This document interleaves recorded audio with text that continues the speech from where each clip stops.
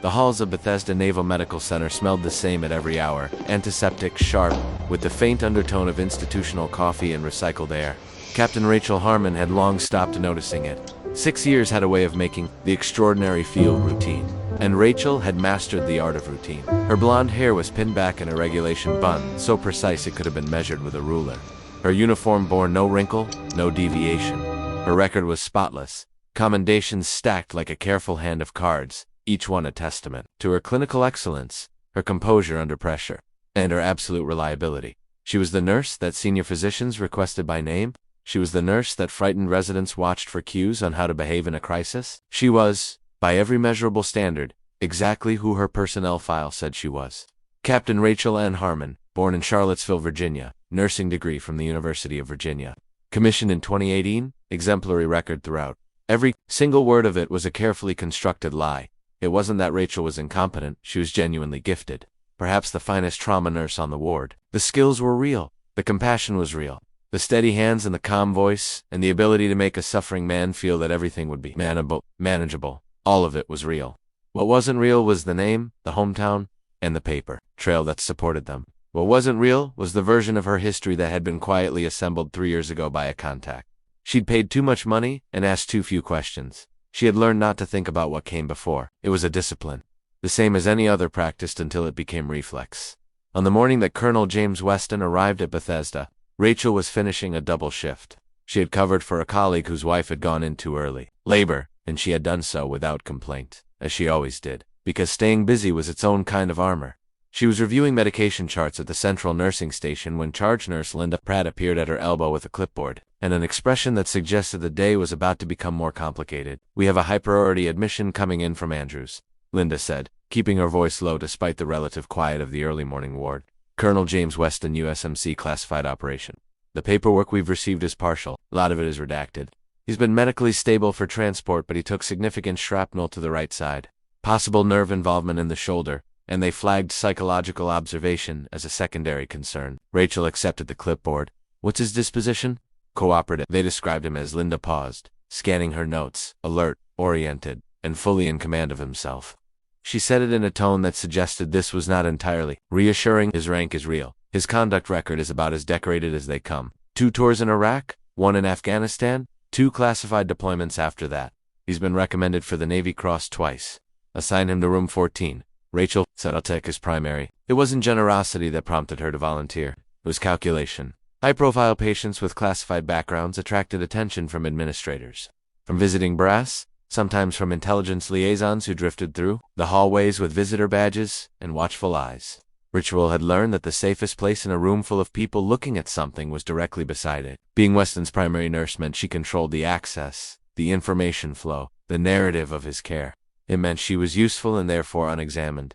She had everything arranged and ready when the transport team wheeled him in at 6:47. In the morning, Colonel James Weston was 51 years old but carried himself like a man who had never once accepted the limitations his age might have suggested. He was broad through the shoulders, the right one, now heavily bandaged, with close-cropped silver hair and a jaw that looked like it had been carved from Virginia granite. His face was weathered in the way that belonged exclusively to men, who had spent years in conditions that had no interest in their comfort. There were lines around his eyes that came from squinting into desert sun and the particular tension of sustained vigilance. He was pale from blood loss and clearly in pain, but his gray eyes were sharp, unnervingly sharp. Rachel moved through her initial assessment with practiced efficiency, checking vitals, reviewing the transport team's notes, examining the wound site with careful hands and professional detachment. She spoke to him calmly and clearly, the way she always did, explaining each step before she took it, giving him the sense of agency that patients often lost in the helplessness of a hospital bed. He answered her questions about his pain level, his medications,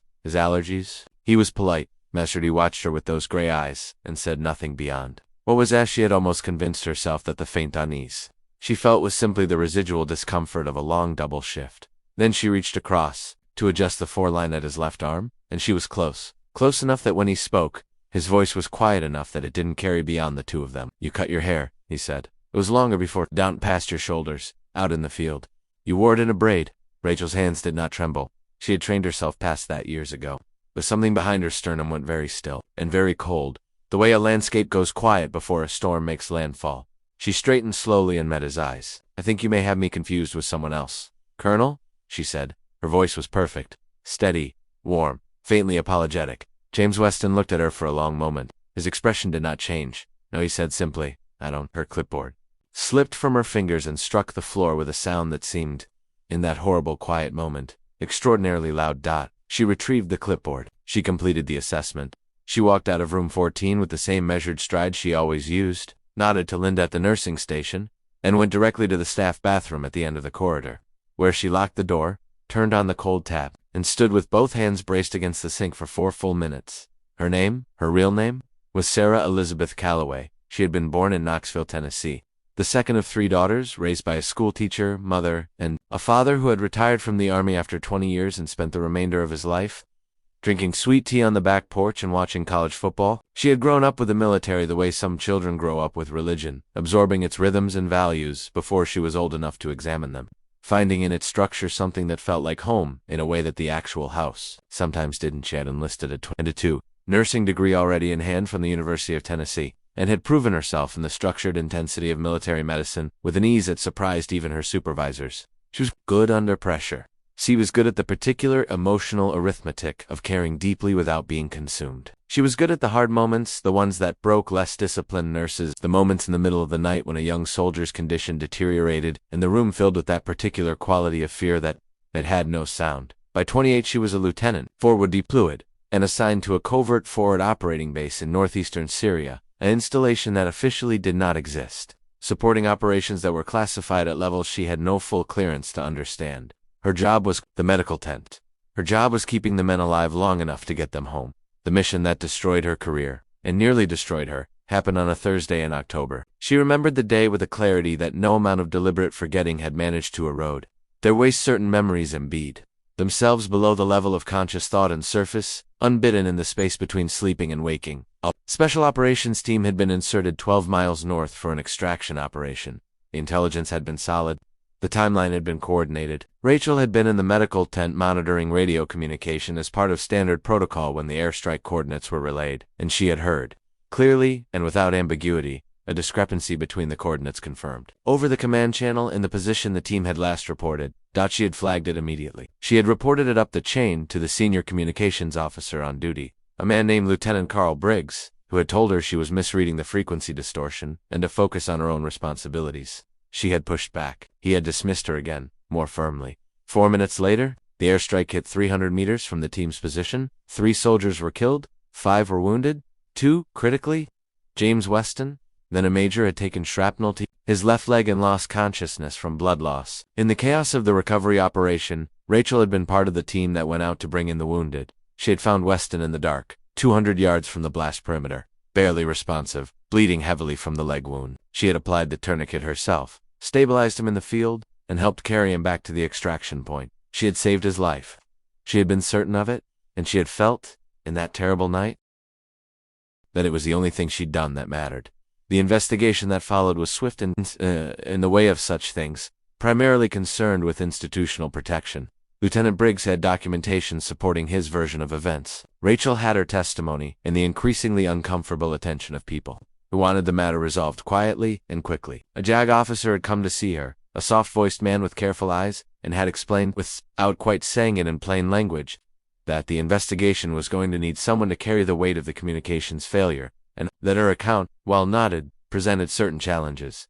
She had understood what was happening. She had understood it clearly and completely, and she had spent 3 days in a state of paralytic terror before the instinct for self-preservation, the same instinct that had kept her functional in the worst moments of combat medicine, had finally overridden everything else that she had left. Quietly, and with the help of a disgraced intelligence contractor who owed a favor to a friend of a friend, she had become Rachel Harmon. A new social security number, new records seeded carefully into the right databases, a new history that was plausible and clean and could survive a standard background check. She had relocated to Maryland, re-established her credentials through channels that were not technically fraudulent, but were not entirely honest either, and had built, brick by careful brick, a life in which Sarah Calloway had never existed. And now she was standing in a staff bathroom with cold water running over her wrist, because a man with silver hair and gray eyes had looked at her across a hospital room and said, with absolute certainty, "No, I don't." She dried her hands.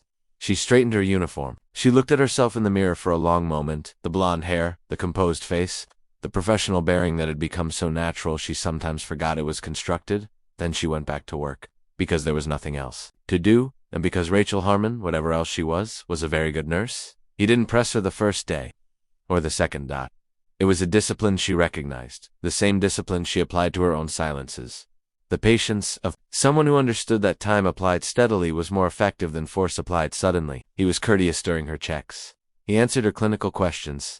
He ate the meals the dietary staff brought without complaint, slept when the pain medication allowed, and worked through the range of motion exercises the physical therapist prescribed with the determined grimness of a man who found physical limitation personally offensive. But every time she was in the room, she could feel his attention on her. Not hostile, not threatening, exactly deliberate, the way a man watches something he's been thinking about for a very long time. On the third morning, she came in at 6 to check his overnight vitals, and found him already awake, sitting up in the adjustable bed with the lights dim and the early gray of an April dawn coming faintly through the blinds. He looked like he'd been awake for hours. She went through her checks efficiently. Blood pressure? Good.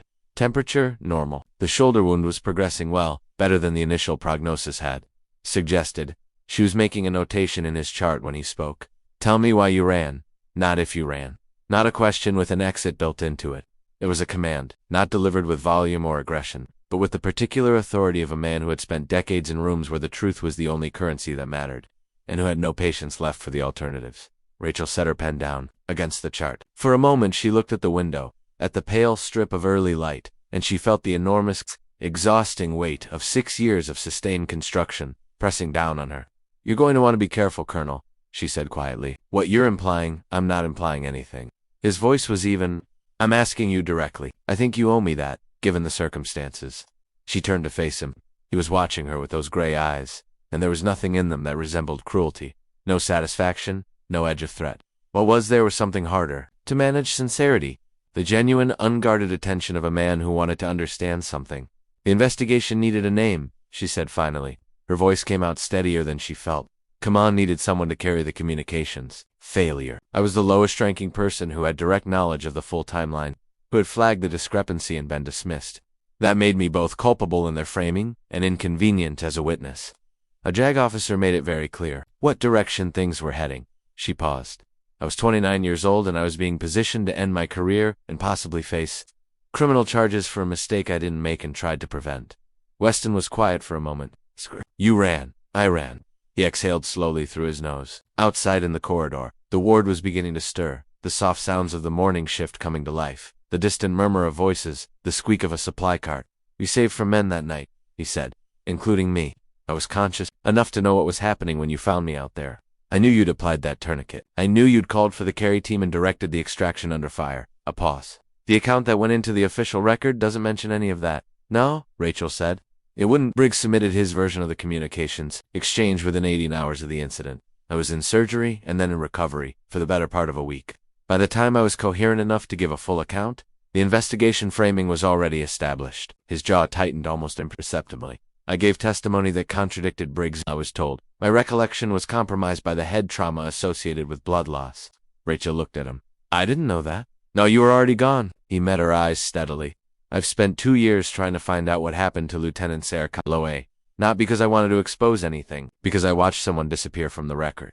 And I know what it means when someone disappears from the record, and I owed you a debt I hadn't been able to pay. The room was very quiet. How'd you find me? She asked.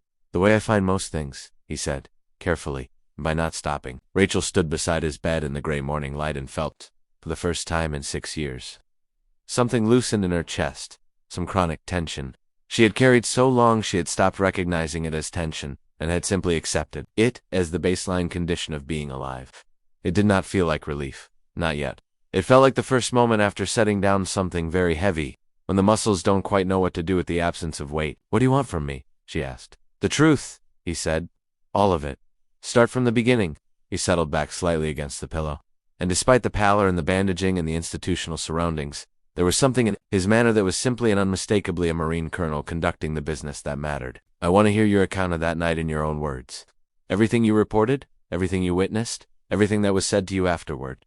She pulled the chair from the corner of the room and sat down, and for the first time since October, 3 years ago, Sarah Calloway began to tell the truth. It took most of that morning. She spoke without interruption, and Weston listened without interruption. and when she was finished, the room held the particular quality of silence that follows the end of something long withheld. He asked several precise, clarifying questions. Times, names, the exact language the JAG officer had used. The specific nature of the communications discrepancy she had flagged. She answered each one with the same clarity she'd applied to the account itself. There was a strange lightness to it, not comfort, exactly. More like the functional steadiness of a structure that has been properly repaired. Weston made notes on a yellow legal pad that he'd brought to him the previous day, ostensibly for personal correspondence. When she finished, he reviewed what he'd written in silence for a long moment. "I'm going to contact 2 JAG officers I trust," he said. "Not through official channels initially, through personal ones. I have relationships that exist outside the paperwork." He looked up at her. "This is going to require you to trust me. I recognize that's not a small thing to ask." "No," she agreed. "It isn't. What I can tell you is that I've been in the United States Marine Corps for 28 years. I have conducted myself in that time according to a specific set of values, and one of those values is that I do not leave people behind when I have the ability to go back for them." He said it without drama, as a simple statement of operational fact. "You went back for me. I'm going back for you." She believed him. She wasn't certain whether that was wisdom or exhaustion or simply the particular persuasiveness of a man who had spent decades being precisely as good as his word, but she believed him. And that belief felt less fragile than she would have expected. The process that followed was neither quick nor simple. The JAG officers Weston contacted a colonel named Patricia Mercer and a retired brigadier general named Howard Falk, who now practiced military law privately in Alexandria, were initially cautious. The classified nature of the Syria deployment meant that reopening any aspect of the associated investigation required careful procedural maneuvering. Weston provided his own sworn testimony first. "I've documented and submitted formally, detailing what he had witnessed on the night of the incident and the nature of his subsequent attempts to give a full account." He documented the way his testimony had been handled during the original investigation. He was precise and thorough and entirely without self-pity. It took 3 weeks before the panel convened. Sarah had continued working throughout. She had stood at nursing stations and administered medications and held the hands of frightened patients and functioned, because functioning was what she knew how to do, and because stopping would have been worse. Weston had been discharged after the 2nd week, his shoulder responding well, the nerve involvement proving less severe than initially feared. He'd left room 14 and taken up a temporary residence in an apartment in Bethesda, continuing to coordinate the legal process from there with the same methodical persistence he'd applied to everything else. They had spoken by phone several times. He had kept her informed at each step, which she had not expected and which mattered to her more than she could have easily articulated. The panel was closed, classified, restricted, no press, no public record beyond what the military would choose to formally acknowledge. Rachel drove herself to the JAG offices in a gray Ford she'd owned for 3 years and parked with the careful precision of someone managing their own nerves through the discipline of small tasks. She wore her uniform, Rachel Harmon's uniform, for the last time. She sat before 3 officers and a civilian legal representative, and she told the complete, detailed, unvarnished account of the night in October that had broken her life in 2. She named Briggs. She named the JAG officer who had maneuvered her toward disappearance. She provided the timeline, the communications discrepancy, the precise sequence of her attempts to report what she'd heard and the dismissal she'd received. She spoke for 2 hours and 40 minutes, and her hands were steady throughout, steadier than they had been in years, steadier than she would have predicted, as though the act of telling the truth provided its own form of structural support. Colonel Mercer asked the most questions. She was a compact woman in her late 40s with a manner that was neither warm nor hostile but rigorously precise, and her questions cut to the essential points with an efficiency that Rachel found, despite everything, professionally admirable. The findings took 10 days. The communications failure was officially reassigned. Briggs received a formal reprimand that would follow his record in ways that would quietly close several doors that might otherwise have remained open to him. The JAG officer who had maneuvered the original investigation received a more serious review. The 3 soldiers who had died had their incident reports amended. Small change in the broader accounting of things, but their families deserved the accurate record. Sarah Calloway's military record was cleared, not expunged, cleared. The distinction mattered. It meant the record existed, complete and accurate, available to the people who needed to see it. It meant her account was formally acknowledged as truthful and her conduct on the night of the incident was formally documented as commendable. She was not reinstated. That chapter was finished. She had understood it would be, and she found. Examining the question honestly in the quiet of her apartment the evening after she received the formal notification, that she did not regret it. Rachel Harmon was finished. 2. In the formal sense, the false documentation would not survive the scrutiny that came with cleared status. But Captain Sarah Calloway, with her real record and her real history, was eligible for a conditional reinstatement process if she chose to pursue it. She hadn't decided yet. Weston came by the hospital on a Tuesday morning, his arm in a sling. He was clearly already resenting. Carrying a cup of coffee he'd brought for her from the place 2 blocks over that she'd mentioned preferring, he found her at the nursing station reviewing charts, the same way she'd been standing when he'd arrived 6 weeks earlier. He handed her the coffee, without ceremony. "How are you doing with it?" he asked. She considered the question honestly, the way she'd been trying to approach most things lately. "I'm not sure yet," she said. "It feels different than I expected. Not smaller, exactly. More like manageable. Something I can carry without hiding it." He nodded, as though that made sense to him, which she suspected it did. "You have options?" he said. "That's different from where you were." "Yes," she agreed. "It is." He picked up his own coffee. He'd brought one for himself, too, and leaned against the counter beside the nursing station in the easy way of someone who had spent enough time in medical facilities to be unself-conscious in them. Around them, the ward went through its morning rhythms, the orderly sounds of a place that existed to repair people, to send them back out into their lives in better condition than they'd arrived. "You never stopped being a good nurse," he said, through all of it. "Whatever name was on the badge." She looked at him, this silver-haired Granajad, thoroughly aggravating Marine, who had found her across 6 years and 2,000 miles in the elaborate architecture of a false identity, and had done it not to destroy her but to give her back something she hadn't been able to recover alone. "You never stopped being a Marine, Colonel," she said. The corner of his mouth moved, not quite a smile, but the clear precursor of one, the expression of a man who found something genuinely satisfying. He pushed off from the counter, adjusted the sling that was already irritating him, and turned toward the exit. "Wesson?" she called after him. He paused. "Thank you," she said, simply and without qualification. He nodded once, the precise, economical acknowledgement of a man who dealt in actions rather than words, and found that sufficient. Then he walked down the corridor and out through the double doors. Into the ordinary April morning, Rachel Sarah stood at the nursing station with her coffee warming her hands, and for the first time in 6 years, the future felt like something that belonged to her.